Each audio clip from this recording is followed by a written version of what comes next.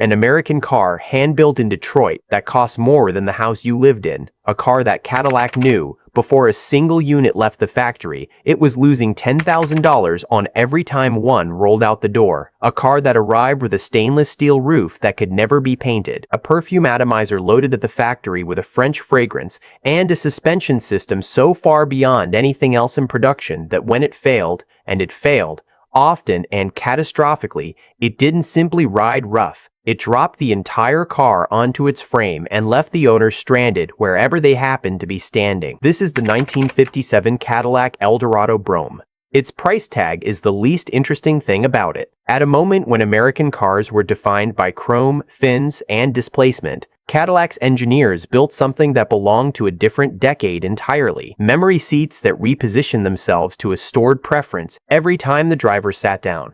Automatic headlamp dimming that responded to oncoming vehicles without driver input. Speed-sensing door locks. A fully transistorized radio when every other car on the road still ran on vacuum tubes. Forged aluminum wheels at a time when stamped steel was the universal answer. An engine individually bench tested by hand before installation, in a dedicated sound booth, where any deviation from the required standard meant the unit was pulled from the program entirely. Every one of those features became standard automotive technology in the decades that followed. Every single one. And most people have never heard of the car that demonstrated them first. In the next 30 minutes, you are going to see exactly why Cadillac built a car they knew would lose money on every unit, what the specific threat was that made them decide to build it anyway, what it got right so far ahead of its time that it took the rest of the industry 20 years to catch up, what it got catastrophically wrong and why that failure is arguably more interesting than the successes, and why 704 cars, the total production across both model years, became some of the most significant artifacts in American automotive history. To understand why the Eldorado Brougham existed, you need to understand what Cadillac was in the mid-1950s and the specific threat that arrived to disturb it. Cadillac had spent years operating under a self-appointed title, Standard of the World, that they used without apparent irony and that the American market largely validated without apparent objection. Heads of state arrived in Cadillacs. The Hollywood studio system ran on them. Bob Hope owned one. Conrad Hilton owned one. Aristotle Onassis owned one. The brand carried a weight of cultural prestige that no domestic competitor had come close to seriously challenging, and no foreign manufacturer had found a meaningful way to address in the American market. Cadillac was not simply the best American luxury car. Cadillac was, in the perception of American buyers who could afford luxury, the standard against which everything else was measured. Then, Ford made their move. The Lincoln Continental Mark II arrived for the 1956 model year, priced at $10,000. That figure was itself extraordinary. The average new car in 1956 cost somewhere around $2,000, making the Continental Mark II 5 times the price of ordinary transportation. But the price was not what made the Continental dangerous to Cadillac. What made it dangerous was what the price communicated about the kind of car it was. The Continental Mark II was understated, almost European in its composure. Clean lines, a kind of quiet authority, a restraint that made the chrome excess of the standard Cadillac lineup look, to a certain kind of buyer, like the product of insecurity rather than confidence. Ford had built a car that said the same things about its owner that a Cadillac said. Wealth, success, taste, but said them in a lower register, without the raised voice that the 1956 Cadillac styling required. The buyers beginning to be attracted to the Continental were precisely the buyers that Cadillac had always considered theirs by default. The established wealthy. The old money. The people for whom a car was not a statement of aspiration, but a confirmation of position already held. Cadillac's leadership recognized the threat as real, and their response was not subtle refinement. It was overwhelming force. The stated objective, documented in the engineering briefs that shaped what would become the Brougham, was specific and unambiguous. Build something so densely loaded with technology, so deliberately advanced in every measurable dimension, that the Continental would be made to look modest by the comparison. Not just the most luxurious American car, the most technologically sophisticated automobile being produced anywhere on Earth. That was the target. Whether 1957 technology was equal to the ambition placed on it turned out to be a more complicated question than the brief anticipated. The car that became the Eldorado Brougham did not arrive fully formed in the 1957 model year. Its origins go back to 1954 and to the most influential automotive designer in American history. Harley Earl had joined General Motors in 1927 and spent the following 3 decades reshaping what American cars looked like. He introduced the concept car. He pioneered clay modeling as a design tool. He brought aircraft-influenced styling to the automobile at a moment when America was fascinated by aviation and wanted to see that fascination reflected in everything around it. The tail fin, the swept body, the visual drama of the post-war American car, all of it traces back to Harley Earl's studio at GM. In 1954 and 1955, Earl's team developed a series of show cars that were presented to the public at GM's Motorama exhibitions, the traveling showcases that General Motors used to measure public appetite for experimental designs before committing the engineering investment required to bring them to production. The Motorama was not a conventional auto show. It was theater. The cars rotated on elevated platforms under dramatic lighting, attended by models, surrounded by music, in venues that treated the automobile as high culture rather than transportation. The response to the car that would become the Brougham was not simply positive. It was enthusiastic enough that the internal conversation at GM shifted from whether to produce it to how quickly it could be made road-ready without compromising what had made it compelling on the show platform. The answer was a 3-year development program culminating in the 1957 production release. Harley Earl's team faced a challenge that has no easy parallel in automotive history, translating a show car designed to generate admiration on a rotating platform into a vehicle that wealthy private buyers could take into daily use without embarrassing the brand that had staked so much on it. Show cars are not engineered to function. They are engineered to impress. The gap between those two requirements is where most concept vehicles die quietly, the production economics proving fatal long before the engineering challenges do. The Brougham was different because General Motors had made a decision, strategic, deliberate, and financially irrational in the narrow sense, to close that gap regardless of cost. What the engineers produced across those 3 years of development was one of the most technically dense production automobiles ever assembled on American soil. Every Eldorado Brougham received Cadillac's 365 cubic inch V8, but not the version finding its way under the hoods of the rest of the Cadillac lineup.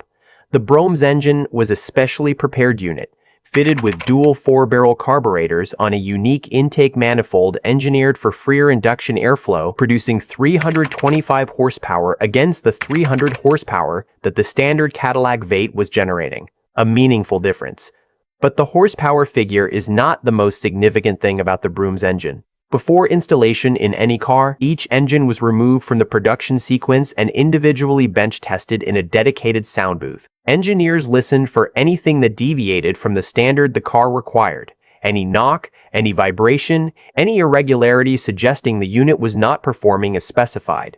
If an engine failed to meet that standard, it was pulled from the Brougham program, reworked, or rejected. It did not go into the car. This level of individual quality verification for a production engine was essentially without parallel in the American automotive industry of the era. Every other manufacturer built to tolerances and trusted those tolerances to produce acceptable consistency across a production run.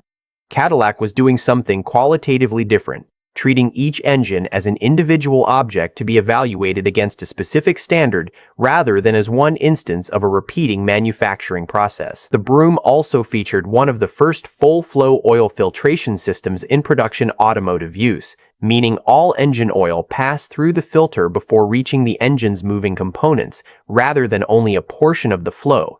And it carried one of the earliest applications of an in-tank electric fuel pump, which pushed fuel toward the engine rather than relying on suction, specifically addressing the vapor lock problems that had plagued fuel systems in hot weather for years. These were not marketing features.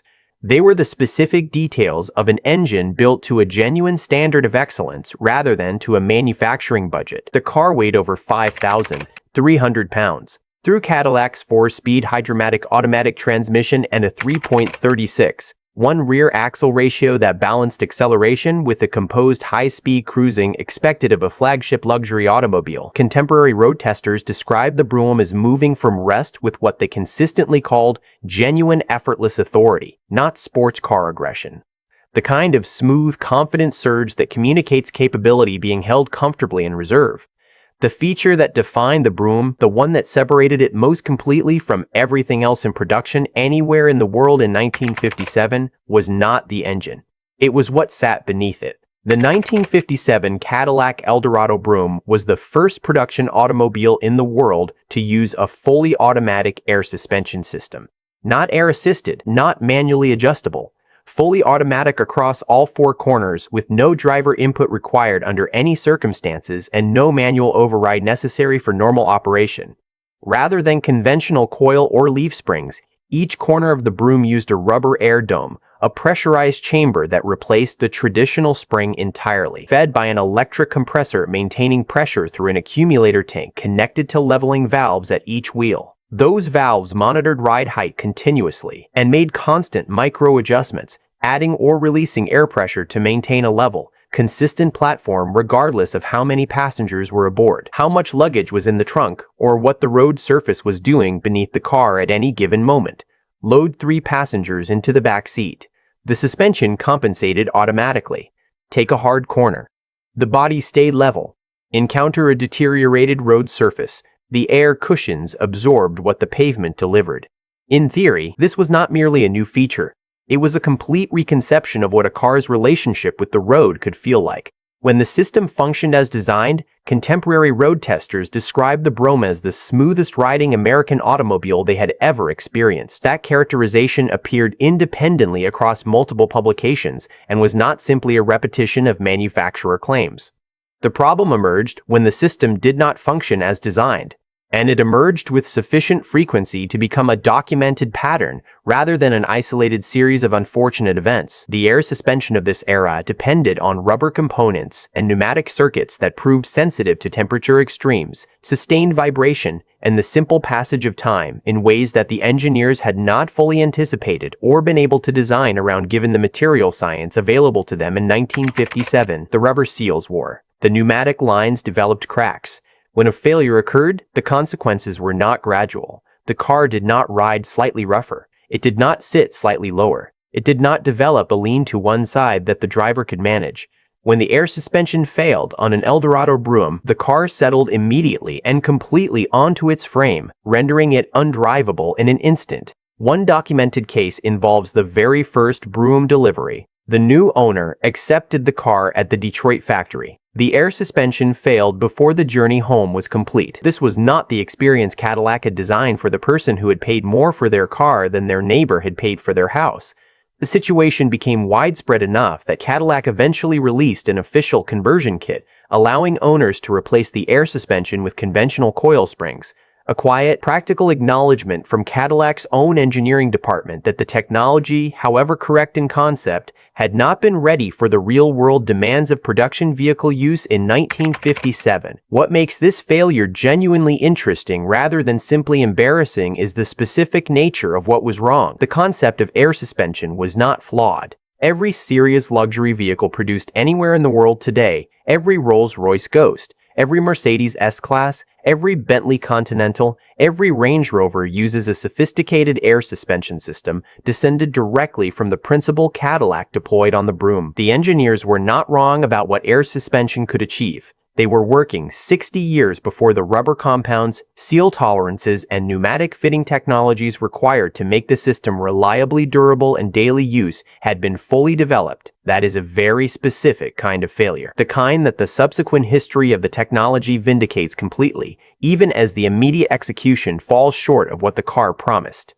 If the air suspension represented the outer edge of what 1957 could reliably support, the rest of the Brougham's technology list demonstrates how much of what the car offered was not only ready, but decades ahead of where the broader industry would eventually follow. Memory power seats were standard equipment on the Eldorado Brougham. The driver's seat moved back automatically when the door was opened, providing clearance for entry into a car sitting as low to the ground as the Brougham did, and then repositioned to the driver's previously saved preference when they sat down and the door closed. This is a feature that modern drivers encounter across a wide range of vehicles and consider entirely unremarkable. In 1957, no other production automobile anywhere in the world offered it. The Ardronic Eye, Cadillac's version of GM's automatic headlamp dimming system.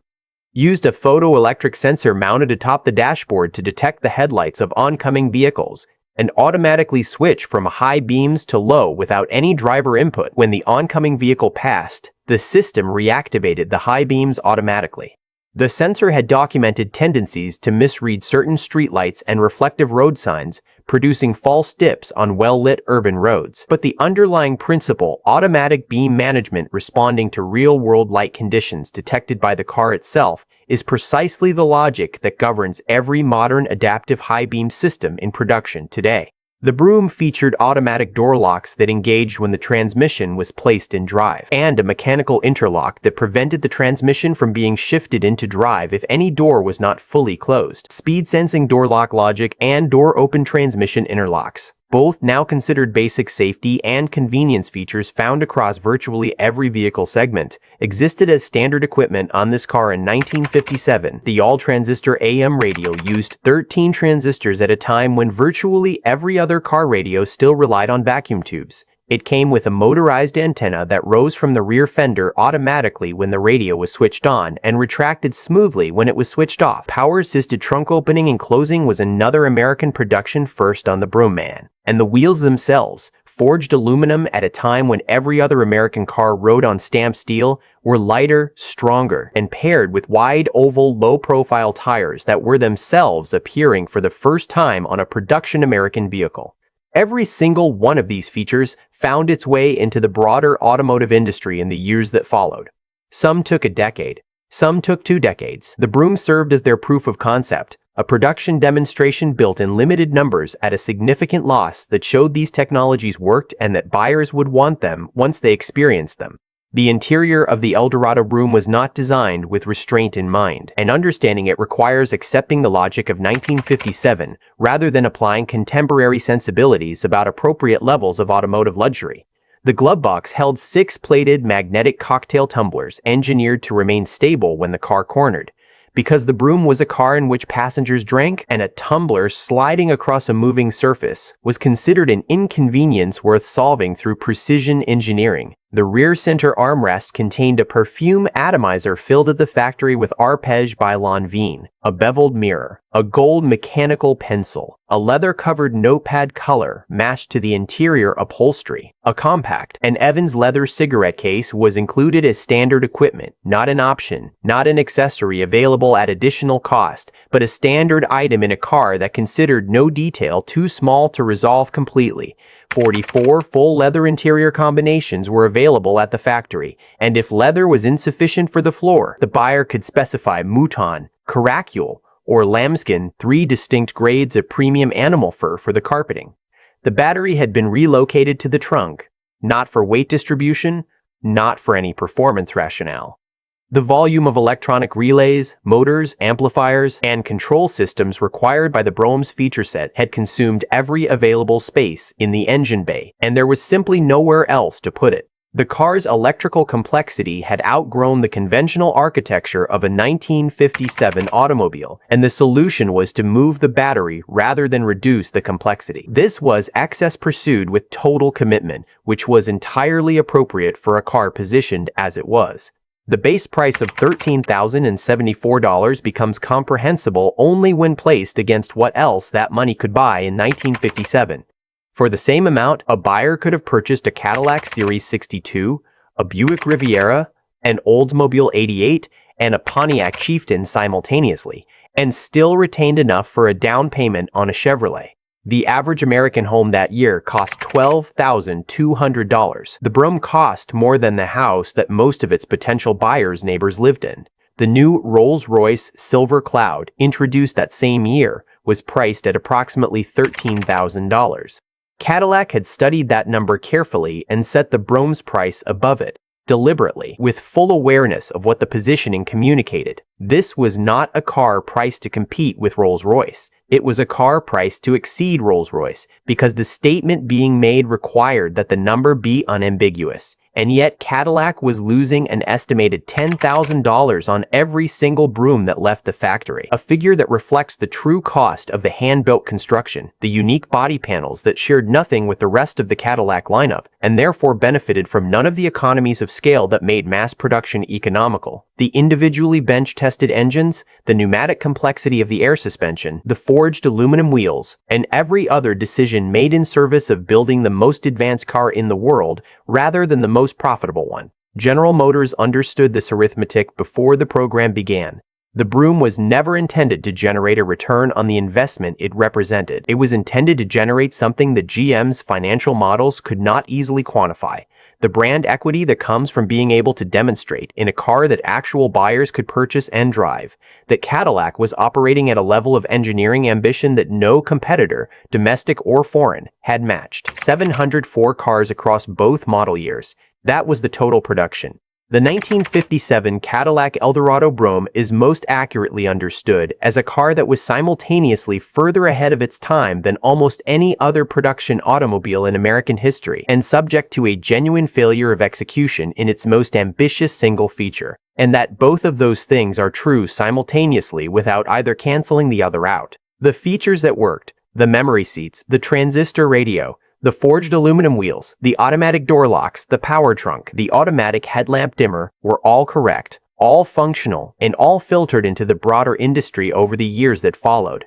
They confirmed through adoption that the Brougham had identified what buyers would eventually want and demonstrated it at a moment when nobody else was ready to offer it. The air suspension was correct in principle, premature in materials, and honest enough about its own limitations that Cadillac released a factory conversion kit when the gap between ambition and execution became impossible to manage quietly. That decision reflects more credit on the company than a quiet discontinuation might have done. The stainless steel roof, fitted to every Brougham, never painted, the single most visually distinctive feature of a car full of distinctive features, remained exactly as it left the factory on every surviving example. Stainless does not rust. Stainless does not fade. In a decade when every other luxury car oxidized and corroded through the 1960s and 1970s, the Brougham's roof survived intact, and the fur floor, the magnetic cocktail tumblers, the factory-filled perfume atomizer. These were excess pursued for its own sake at a moment when excess was precisely what the car was required to deliver.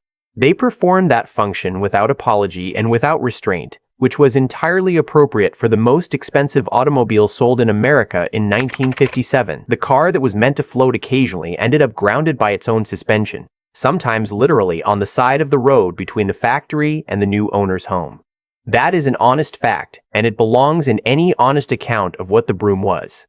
It does not diminish it. It makes it more representative of the specific moment it came from, a moment when American engineering ambition was operating at a scale and speed that occasionally outran the materials and manufacturing tolerances available to support it, and when the most interesting response to that gap was not caution, but the decision to build anyway and let the technology catch up. In the case of the 1957 Cadillac Eldorado Brougham, the technology caught up across every single feature the car introduced. In the 60 years that followed, a price set above Rolls-Royce on purpose at a loss of $10,000 per car to prove a point that the industry spent the following 2 decades slowly confirming was correct.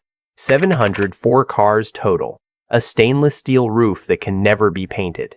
An engine listened to by hand before it left the factory. And a list of features that reads, today, like a specification sheet for a modern luxury automobile written in 1957. If you have seen one of these in person, at a concours, at an auction, in a private collection, or somewhere unexpected that made you stop and look twice, drop it in the comments. How many survive with original air suspension still intact and functional? I genuinely do not know the answer, and I suspect nobody does with any certainty. If this is the kind of story you came here for, forgotten engineering, impossible ambition, and the cars that resulted, hit subscribe.